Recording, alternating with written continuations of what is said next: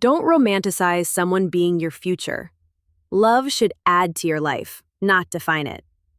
We live in a culture that constantly encourages us to search for the one. Movies, songs, and books often celebrate the idea that someone will come along and make life complete. We're told to wait for the person who will feel like home, who will be our reason, our purpose, our forever. While this sentiment can sound beautiful, it can also be incredibly misleading and dangerous. Because when you place someone in your future as the reason it feels real, you're no longer building a life, you're waiting to be saved by one. And when your plans, dreams, and self-worth revolve around a relationship that hasn't even unfolded yet, or may not unfold the way you hope, you put your emotional foundation on shaky ground. In reality, a partner should not be the thing holding your future together. They should be sunshine at noon, not your only light in the dark. The danger of romanticizing forever too soon. There's a difference between having hope and having dependency. When you're in love, or even when you're deeply attracted to someone, it's easy to project them into your future. You imagine your life with them, vacations, shared homes, holidays, aging together. It feels exciting, comforting, even motivating. But sometimes that vision becomes more than just a hope. It becomes a necessity. You begin to need that person in your future in order for your life to feel meaningful or stable.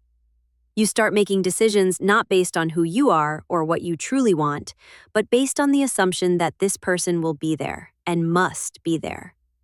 That's not romantic. That's emotional risk. When someone becomes the blueprint, not the bonus. We all crave connection. We all want someone to walk beside us, to share our wins and weather our losses. But when that person becomes the blueprint for our life rather than a bonus, we start making dangerous emotional investments.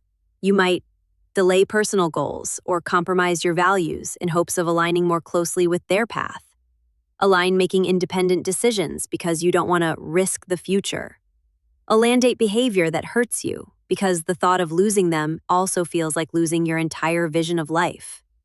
In this state, you're no longer choosing them. You're clinging to the life you've built around them. And that's not partnership. That's dependency dressed in hope. Your future should stand without them. This isn't to say you shouldn't include your partner in your plans or imagine a shared future. Healthy relationships involve vision and commitment. But your sense of future, your identity, your direction, your dreams, should not collapse if they walk away. If someone leaving you means your entire vision for life falls apart, that's a sign your future was never rooted in you to begin with. You deserve a future that feels real and full, even if no one is standing in it. You deserve dreams that excite you, whether or not they're shared. And most of all, you deserve to feel whole on your own, so that when love comes, it's an addition, not a crutch. The only light in the dark syndrome. When life feels uncertain, lonely, or painful, it's tempting to romanticize the person who brings comfort. That person becomes the light in the dark. They're the one who listens, supports, understands, or simply makes you feel seen when you've forgotten how to see yourself. But there's a fine line between appreciation and emotional dependence. If someone is your only light, what happens when they dim? What happens when they're unavailable, human, flawed, or, hardest of all, not there? People can be beautiful companions. They can light up your world. But no one should carry the burden of being the sole source of your stability. That kind of expectation is heavy. It turns relationships into pressure cookers. It makes love feel like survival rather than freedom. Sunshine at noon, not a flashlight at midnight. The metaphor matters. Sunshine at noon is bright, warm, radiant, but it's not something you depend on in crisis. It's a natural part of a healthy day. It enhances what's already there. That's what love should be, a beautiful, radiant presence in a life that already has structure, light, and meaning. A flashlight at midnight? That's something you cling to in fear. It's your only point of reference in the dark. And while it might guide you for a while, it also keeps you stuck in a dynamic where losing that light means returning to darkness. The healthiest love is not what saves you from your life. It's what joins your life once you've already begun to save yourself. Build your future first, then let love fit into it. Before imagining someone as your future, ask yourself, do I have a vision for my life that exists without them? Am I growing for myself, or so they'll stay? Flag this ended tomorrow, would I still believe in my path? The more you build your identity on solid ground, your passions, your purpose, your growth, the less likely you are to hand your emotional stability over to someone else. And ironically, the more grounded you are in yourself, the better your relationships become.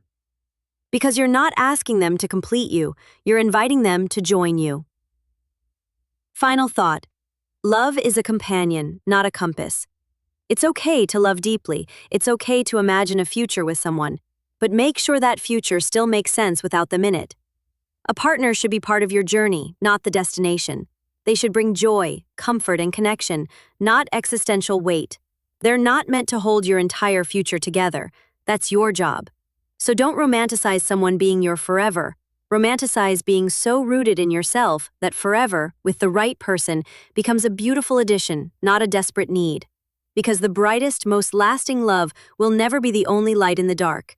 It will walk beside you in the daylight, where you already know how to stand on your own.